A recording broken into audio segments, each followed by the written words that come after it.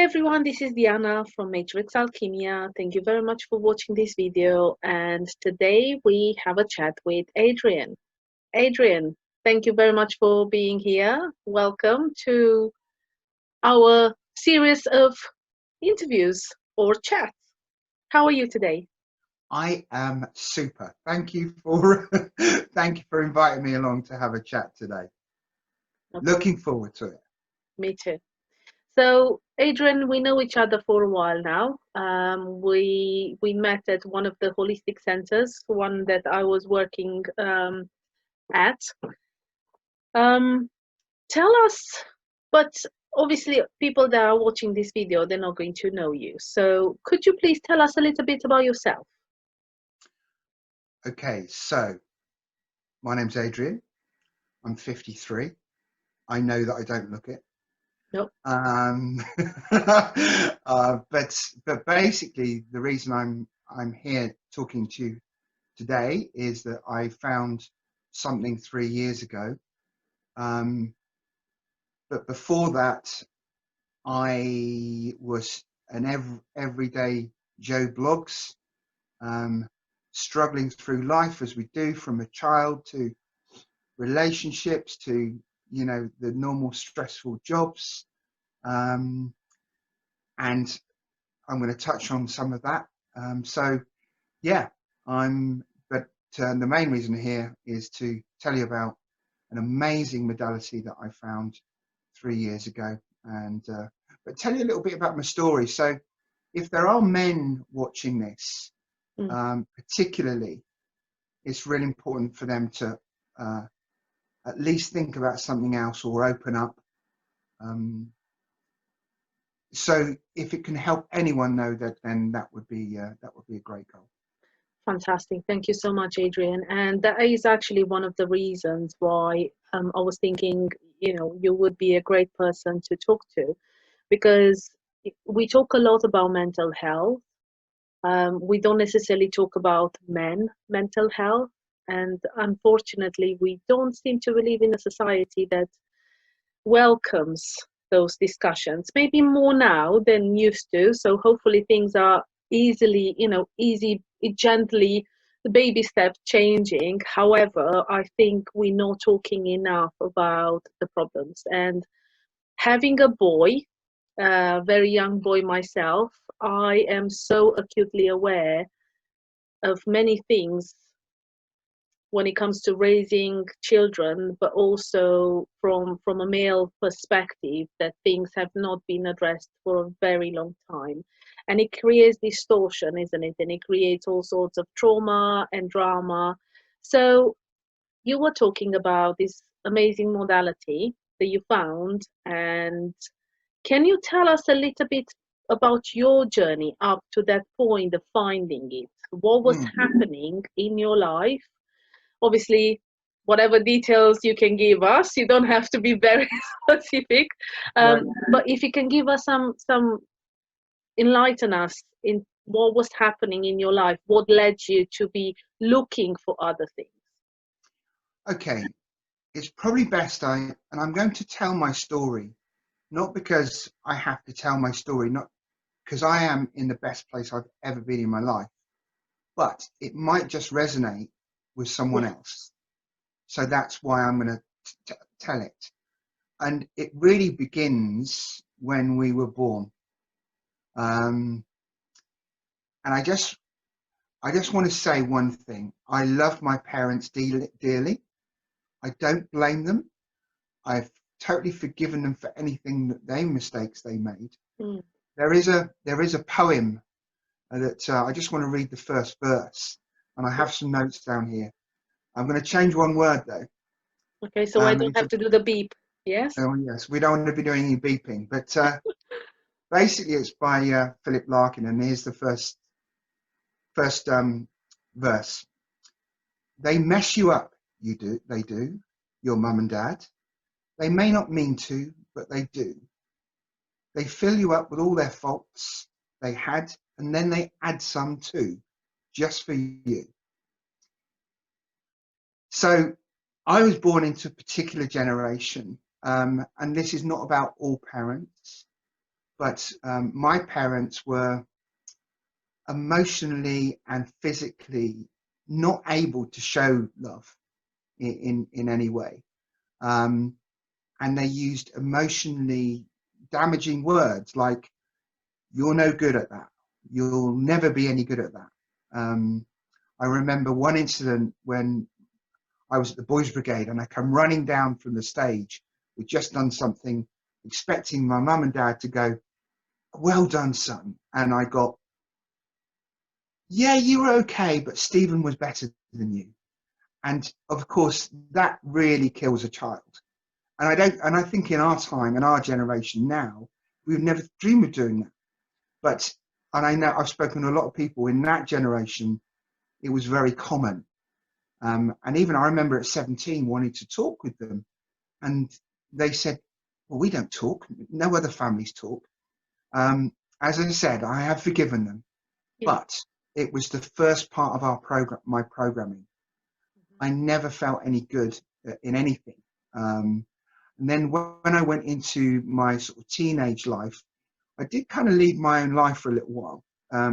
But I got into relationships, and apart from my first girlfriend, I didn't really last a long time in any relationship because I never felt particularly good enough for that, and I didn't really know how to show the love and receive the love. And it was in my mid-20s when all of my friends were kind of getting married. Well, a lot of my friends were. My parents said to me, "What's wrong with you? All your friends are getting married. What's wrong with you?" And it's just some reinforcement of, what's wrong with me and being no good. That kind of goes on. So that kind of goes on from there. And at 27, my father unfortunately was diagnosed with terminal cancer. And so we knew he was going to lose him. Now, I didn't really like him, but that was my first time that I went into some sort of depression, even before he died. And I went to the doctors. I think I might have taken some tablets then, it's a long time ago. I went to a counsellor, and that was my first time. And then when he did die, I literally, I mean, I wrote to him. This is a guy I don't like, and I don't think he likes me. But I wrote to him on Father's Day, telling how much I loved him, and because this is an emotion I'd never, experienced before.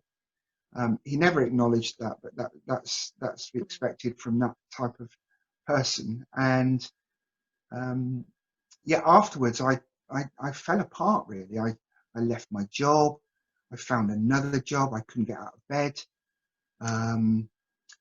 And yeah, that was my really first point in my life where I first felt some sort of depression. So what happened after that? Now I have got some notes down here, so I am referring to them to make sure I don't You keep on forget. track, because when we do talk, we do tend to lose the track of time.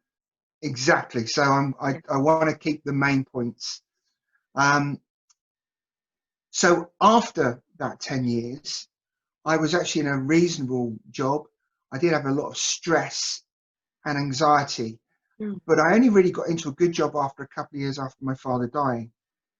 But then I had the added pressure of my mum, unfortunately, who she also went into depression. So not only was I not feeling good enough, and I'm not after any sub stories, I'm just telling you how it was Yeah. then. We're not feeling good enough. I had bereavement of my father, and then my mum started going to bereavement, and I was an only child, and just trying to look after her. So every year to 18 months, I was literally rescuing her from her situation, bringing her back to my house, where I would take her to the doctors, get her back on her feet, and do things with your mum. The roles had reversed. Do things with your mum that you never think you're going to do, quite frankly. And basically, it was really tough because after 10 years, and she did, sorry mum, but you did, you know, she was in a bad state, and she did have a couple of suicide attempts, whether she meant to have them, you know, or just a cry for help, you know, normally cry for help. After 10 years, actually, at that point, I thought maybe she would be better off, not in this world, because the authorities weren't helping me, and actually I was so stressed out with my work and with her situation. I was finding it really tough. And of course, I'd suffered with depression through that time as well. Um, and it all culminated in one Christmas day. I don't watch soap operas, and please, anybody, don't watch soap operas. But it was like a scene from EastEnders. I had three police cars outside my house looking for my mum. Anyway, eventually, I was able to get her the help because of that incident. So I'm very grateful for that. And she was diagnosed with bipolar, and ever since that day, after a few months of being looked after, she was on the right medication for her. But at that point, and by the way, she is an amazing person. She's very stable now, and she's a lovely person. So that's all good. But at that point, then I was on my knees really with it all, and this was the first time I think that I had gone into a situation where I had literally suicidal thoughts myself. You know, I can't cope with this life. All I want is out. And so after that time, I had several periods of time of being off work because I couldn't cope with work. Stress does bring on depression. And when I keep on saying depression, I mean clinical depression. For anybody who is watching who doesn't understand clinical depression, it is so debilitating. It's like even getting up in the morning, getting out of bed you feel like lead. Your mind is like lead. And cleaning your teeth will be the hardest thing of that day. In fact, you may not even do it. It can tip you over just that time. Absolutely. I know. But because it's really important to address it, Adrian, and thank you for explaining it, because a lot of people talk about this depression, and at some point it almost feels sometimes it's fashionable, you know, and it's not, because actually people that do suffer with depression and serious, it's not just, oh, I don't feel like doing this today. It goes so much deeper, isn't it? Yeah, that I guess there's all different forms of depression. I'm not a Yes. medical expert, No. but I understand it. Clinical depression is absolutely on your knees and you can't move. Of course, you know, people do get depressed. Yeah. They may not be suicidal or whatever, but you know, also I acknowledge depression as well, Of course, because but we within don't that talk time, about the seriousness of it. We just talk about, people get depressed and then they get themselves out of it. But it's we need to raise awareness when it comes to a point where it's really difficult to get yourself out of it. yes, I mean, initially in the early years, I didn't know what was happening to me. Mm. In the early years, you know, having all of these thoughts, never had them before, so that was really difficult. And then the first time you go on antidepressants, of course, you're thinking you're a failure, um, you know, because nobody else is doing this, um, and you know you don't want to talk about it, but actually it's so important to mention to someone. And you know, well, I've got a different solution these days, but for anybody who's not in my profession or whatever, you know, getting to the doctors and at least talking about it so they have an understanding of where you are.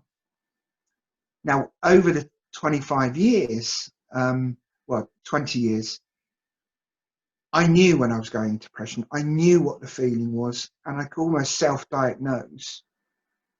I didn't want to be on a drug all my life, and that's why I kept on coming off of them, even though the doctors really wanted me to stay on them.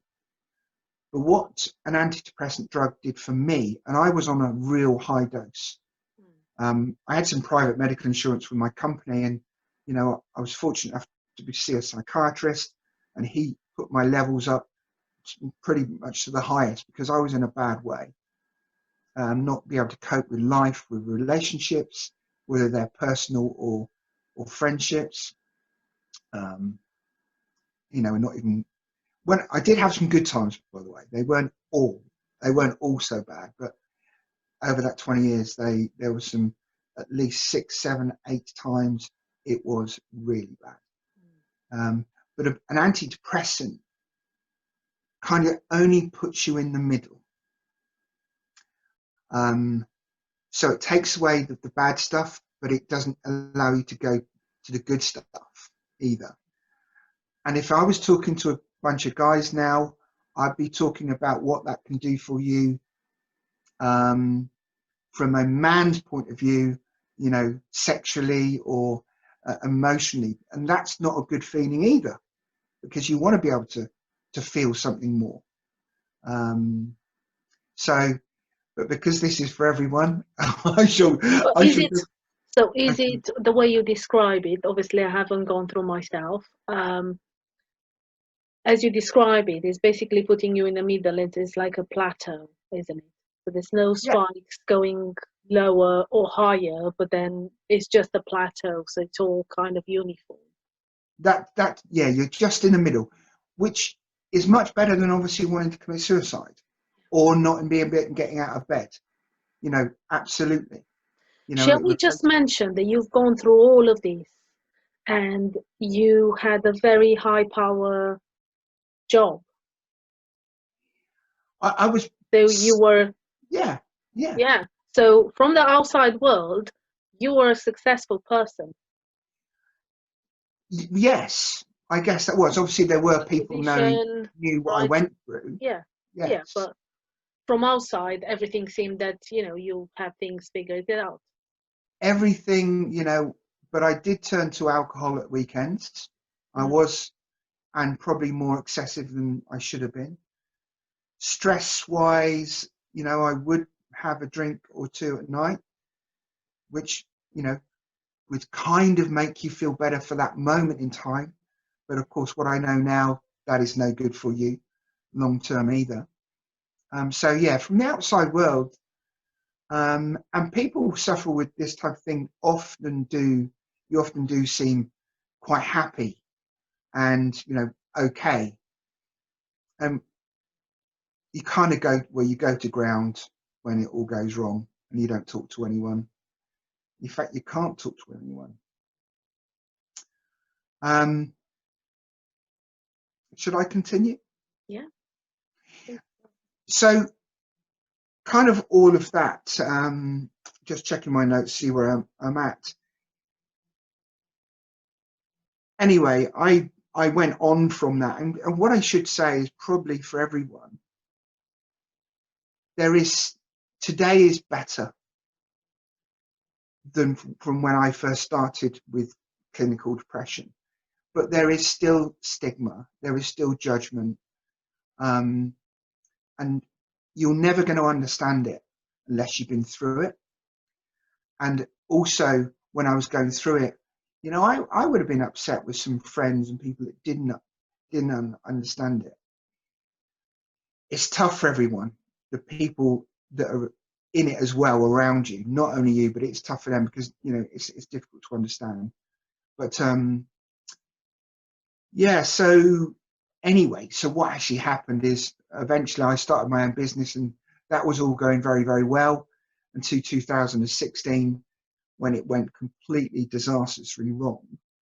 I pretty much lost everything, all my security, and I sat on my mother's sofa in 2017 after trying to rescue my career, my life, whatever, going, what has just happened?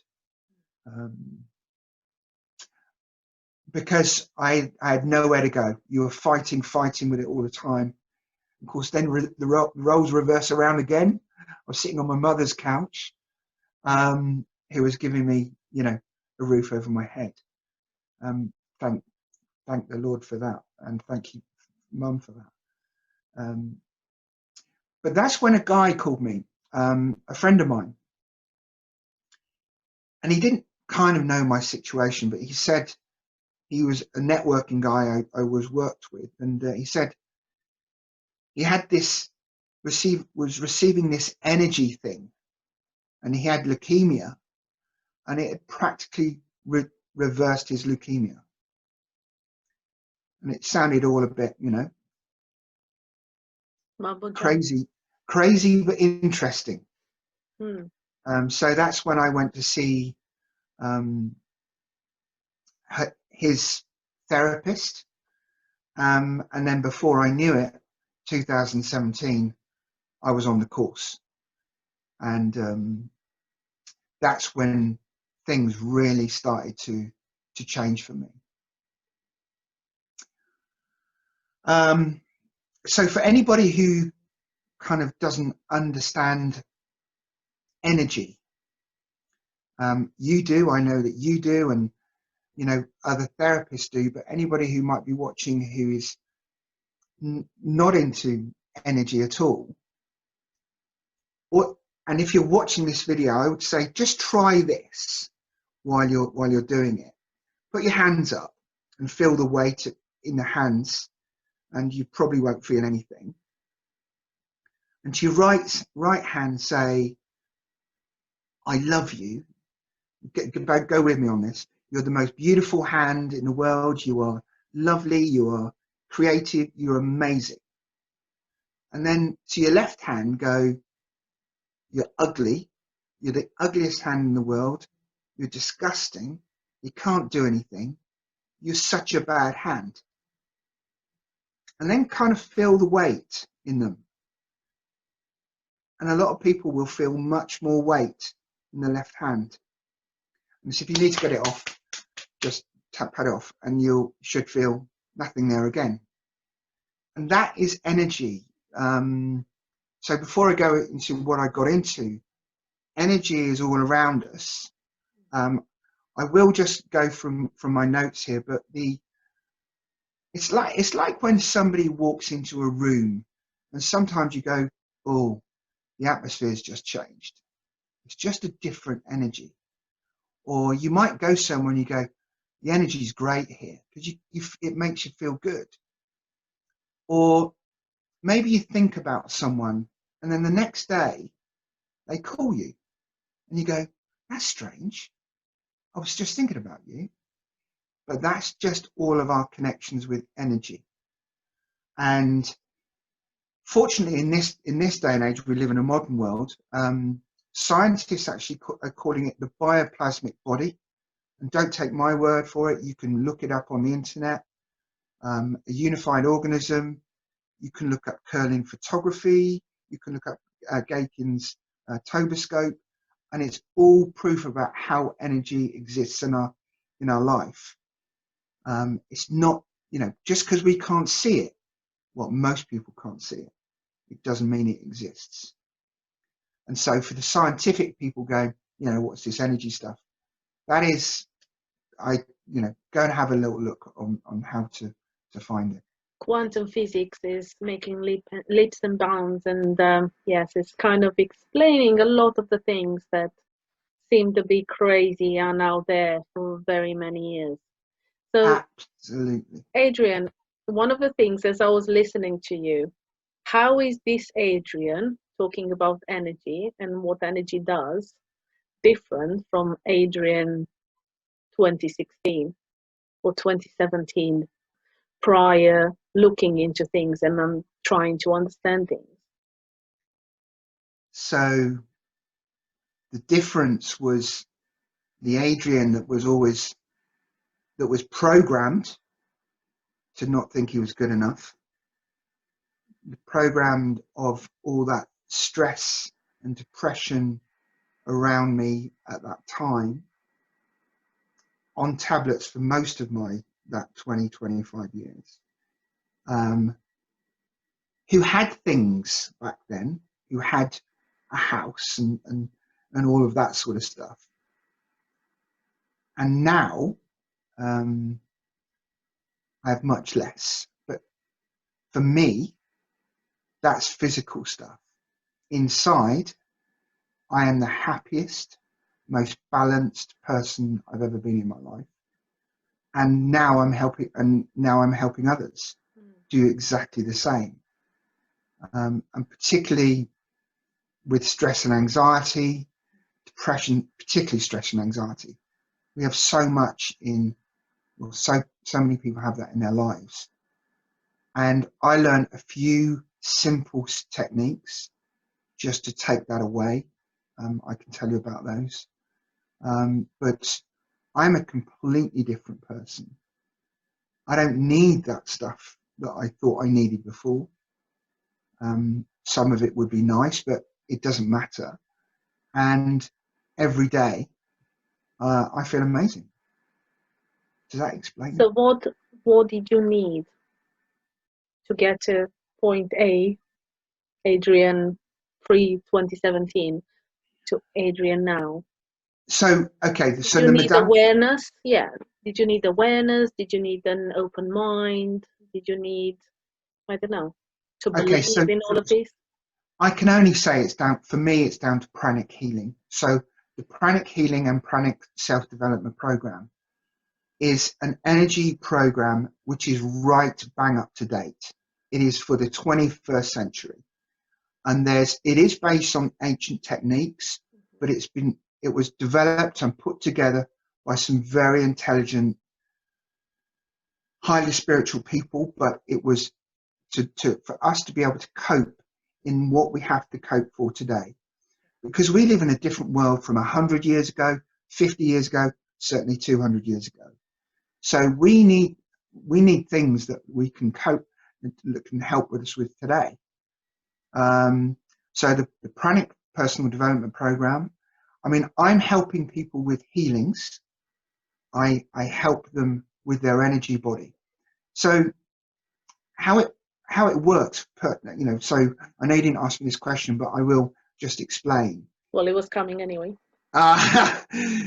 So when people cut themselves, they might put a plaster on it, but that just brings the skin together. The skin then actually knits together itself. The body does it. When you break a bone, you might put a plaster around it, but it's the bone that grows together again. Our bodies are an awesome mending machine. That it heals itself if you have the right conditions. And that's true of the mind too. Yeah. So what I do to help people, I take away all the rubbish condition that they're in. I enable them to give them some fresh energy so their bodies can repair themselves. And through pranic healing, I was an ordinary person. I didn't feel energy. I wasn't particularly special about this, but what pranic healing does, you go on the course and it's like a cookbook. You go to a cookery class, they give you the recipe, they show you how to cook it, and then you eat it. And that's exactly what they do on the class. You go to the class, you learn how to do the therapy, and you've got a book to take home with you so you can continue with it. And I remember the first one I did, it was after the basic course. And apart from thinking, oh my goodness me, what have I got myself into now? Because you do at that point. It was a lady who I just met, I didn't know her, and she had a bad back. She said, my back, the chiropractor is not helping it. I've been on medication for 5 years or something. And she was in a lot of pain. And I said, I've just come off this course. Can I give it a go? I want to practice. And she said, I will do anything. Anyway, she come back the next day. We did the healing, and it's a non-touched. I think I probably should say this about pranic healing, but I want to get the words correct, if it's okay. So pranic healing is a non-touched, non-drug, energy-based healing system.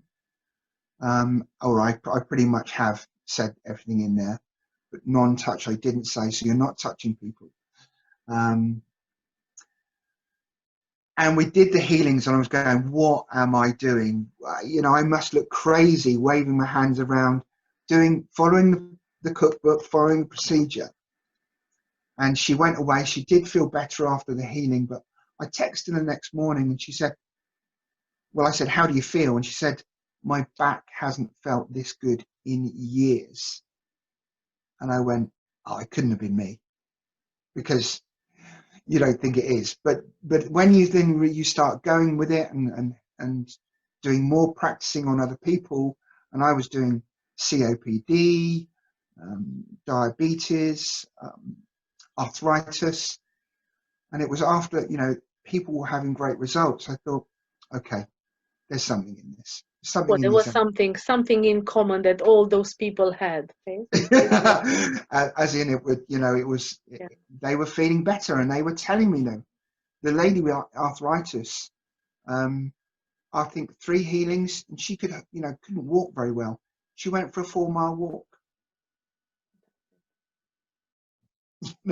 So, and I've gone on to do, you know, other things, and I'm helping people with a lot of stress and anxiety at the moment. But I probably do need to go back to your question. So it's just simple little things, like, if anybody's watching now, I just learned how to breathe properly, you know. And if you are, it took me 50 years to breathe properly, to breathe through my belly.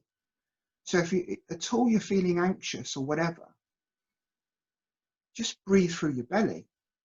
Like, I don't have any trouble getting my belly out, but and then letting it go, and keep on holding it, and do that for like 1 or 2 minutes or 5 minutes.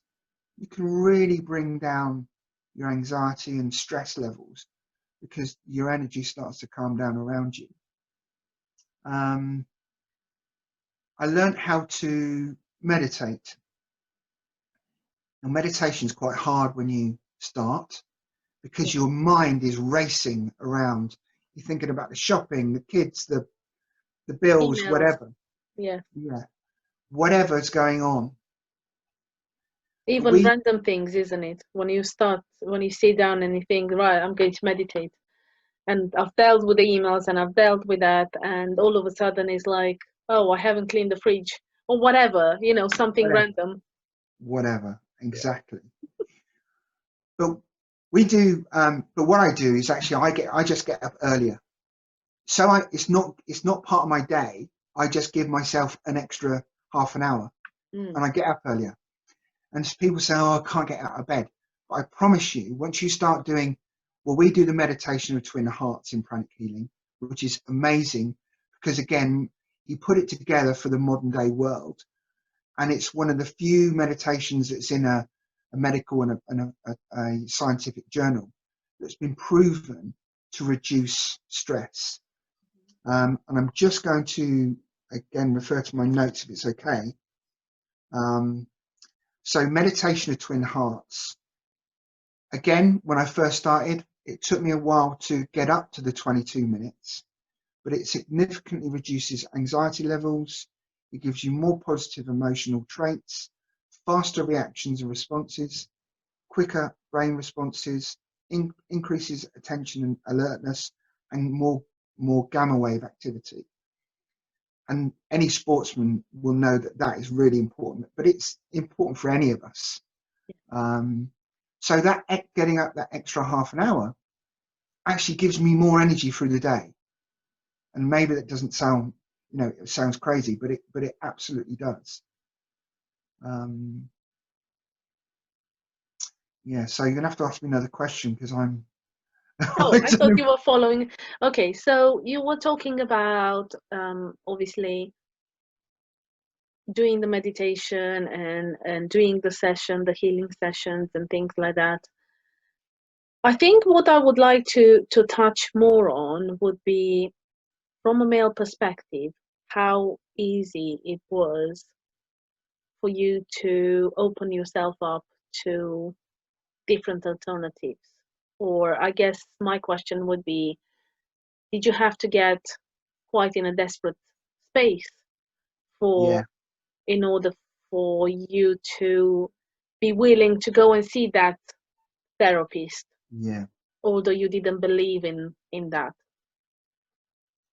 I left it way too late. You know, I touched on these things all my life. Meditate, you know, I knew about meditation, I knew about all sorts of different things, but I never did anything about them. And it was the universe, life, whatever, just kicked me and said, okay, now you're going to listen. Um, so unfortunately, yeah, no, I didn't have any other choice. I didn't have anywhere else to go. So obviously what I'd be encouraging people to do is not get that far. um, Yeah.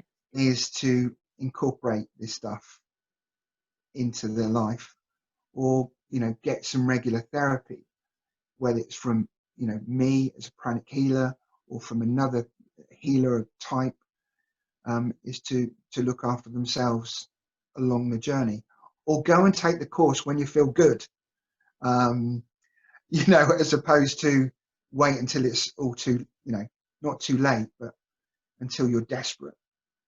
Yeah. um, It is difficult, isn't it? Another thing that you said about, and it resonated a lot with me, because a lot of the people that I work with, um, I'm really blessed, because a lot of them are quite open, and most of them are very sensitive to energy, very sensitive to EMFs, um, very sensitive to all sorts of interference, what's happening around them. But I also have the people that just know that something is not right, things are not going right, and they need to do something. And like you were saying, they got to a point where they're willing to try anything. yes. Now it's really easy, I guess, in a way, when you are opened and sensitive and you have some sort of awareness, it's really easy then to look into the healing modalities and all of a sudden to take more on board and to understand. But when you're not, Mm. how easy it is. Because I remember you saying something, thinking, oh my God, what have I done? And I was nodding and smiling, because I remember the first workshop I went on, and that was my first ever um, experience, I guess, with learning about crystals, and having these 10 people around me saying, oh, can you feel the energy of this crystal? And I'm thinking, what am I doing here? Just smile. Yeah, yeah, I'm not going to see those people before again, so I'll be fine. So I guess some of the people watching, they might be thinking, well, there's a lot of talk about new age, there's a lot of talk about energy healing, there's a lot more awareness about alternative therapies nowadays, which is great, but it might be a bit far-fetched for them. What would you say to them? Because you were in that position, isn't it? yeah.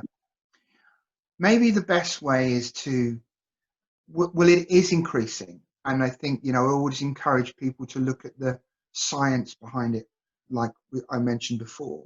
Yeah. But if you don't want to do that, if you are just willing to give it a go, obviously get a healing.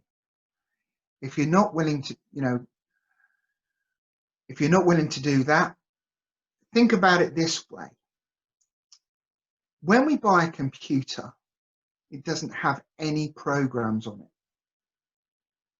it. Hopefully this is going to make sense. So we put programs on it. And as a child and as a society, we start putting programs in early. Very And early. They're the programs we have in our life. Now, your computer sometimes starts to go slower, and then sometimes it doesn't want to work. What do? You take it to the computer man or who a person, and they take the old bits out and put some new bits in. That's what I've done. That's what you can do with energy healing. You can defrag yourself. You can get some new programs which will put you in a better place from where you were before. So maybe comparing it with a computer is a good way of looking at it. All you're doing is you're just upgrading your software. Fantastic way to look at it. Also, you were saying about your journey. Once you started, you discovered the therapies, for example, you started looking into healing modalities, because from what I know of you, you like to know and understand what's going on, like the science behind it. You're not taking things just to face value and yeah, because it works, I'm just going to accept it because it works. Okay, Yeah, no, you I like want to to know know detail. Yeah. why. So how is this something that happened overnight, Adrian? No, Did it's you get in definitely a good space overnight? I mean, can energy healing just help you overnight? it can. Energy healing can definitely help you overnight. Let me just explain about clinical depression. When you go into clinical depression, literally what happens, you can't move. So you start taking antidepressants. After, and by the way, I'm not giving any medical advice here. This is what happens with me. Yeah. It did. You start taking the tablets. Now, a number of weeks later, you'll literally start to feel a little bit better. And maybe after a few months, you will be in a much better position. And then you can kind of function again. Maybe after 3 or 4 months or whatever, you get on with your life. And then maybe a year down the line, you may consider slowly coming back off them. I did have one instance when I was feeling really quite low. It was early on, about 6 months after I got into pranic healing, because I was still on my journey, of course. Yeah, of course. And I felt that I was going into depression. I was fortunate enough, I had loads of healers around me. But I had some healing, and literally 3 days later, I was back up there. Now, that doesn't always happen, but I just remember I was also doing 6 months of, the meditation, and it's not hard work, by the way. This is not hard work. It's just changing a few things in your life. And then obviously doing some healing. So the question was, I've lost my track now. If What it did you took say? time or It it took it, happened overnight it, for you it, to get can, to point A to point B. it can be instant, but sometimes we've got to stop the ship going forward. We've got to stop it, and then we've got to put it in reverse. There was 50 years of stuff in there. So it did take some months, but you can, with a lot of ailments, it's not just about whether it's physical or psychological. It can be done very quickly. And let's say to the other ones, to the people watching, this is a journey, isn't it? It's not like you're done. There's nothing else to No, be I'm still going. addressed. I'm still going. Yeah. But there's, Does it and make you. things easier? Does it give you an awareness of things and tools to help yourself when you feel sliding? Well, I can honestly say, I've been in the best place I've ever been, no question. So, but even if I do go down, I know that I can get back up again. But yeah, I'm still learning, but things are just getting better all the time. So things for only me will keep on going up, and And the good news is you genuinely want to help other people. And when you help other people, you help yourself too. So let's it's, touch from there. Let's transfer from you wanting to help other people. How do you help other people? What do you do? What is pranic healing about? And well it's how, basically yeah, where, how, when, how, okay. the practicality of it. Practicality. So you Well, are a pranic healer, pranic healing practitioner. I am. Okay. I absolutely am. So to be fair, I am pushing it a bit more now because I've only worked off of recommendations. Because you have good results, they tell their friends and people come. But we're living in a really stressful world now, particularly with the fear of the pandemic. And if you were watching this a few years later, 2020, COVID-19, big pandemic. Yeah. They might rewind this from 2040, so I need to tell them. Who And knows? there's loads of fear going around. So, stress and anxiety, so I'm helping more and more people with that. So I am pushing it a bit more now, hence doing this video, hence doing a lot of other things, to push out the word, because there's some very simple things you can do to change. It all starts up here. I can help people by giving them healing, but people can help themselves, without me, by doing the breathing, by doing meditation. And one I haven't mentioned, which is also a freebie, when people go to the seaside, they normally feel so good after they've been to the sea. It's about water and salt. And anybody who has a bath at home, I do recommend have a 20-minute salt bath, the cheapest, horriblest salt you can find, but it's got to be a kilo. Epsom salts is not strong enough. Put in your bath, warm bath, 20 minutes, get as much as your body underneath, maybe and some lavender oil if you've got it, and then shower off afterwards. It just cleans up your energy body. So how am I helping people? Obviously the free stuff is easy, and if people want to come to me, and we can do it over Zoom as well, because energy is everywhere. That would have been my next question, because obviously with 2020, in case anybody is watching in 2040, we kind of limited, and obviously we had 6 months of lockdown where you couldn't really gather around, and we had many months where we couldn't do the therapies face to face. So this is something that you can do face to face, but it's also working over Zoom. Can you tell us how it works? I know how it works, but can you tell the people watching how it works? Ooh, As in, I mean, yes, but it's quite deep, and I don't want to put people off. okay, So so if we just think, you were saying that basically it's a non-contact modality. So yes, then it shouldn't make any difference you having them face to face, like in a room, than having them somewhere else, because you're not touching them physically. when it's a non-touch therapy. Okay. So as I tried to explain earlier on, sometimes you get somebody, you think about somebody, and the next thing is they're Yeah. calling you. That is just our energy bodies. Now they might be the next street, they might be in Australia. Doesn't matter where they are. Energy is energy, and we're all interlinked. The whole world is a ball of energy.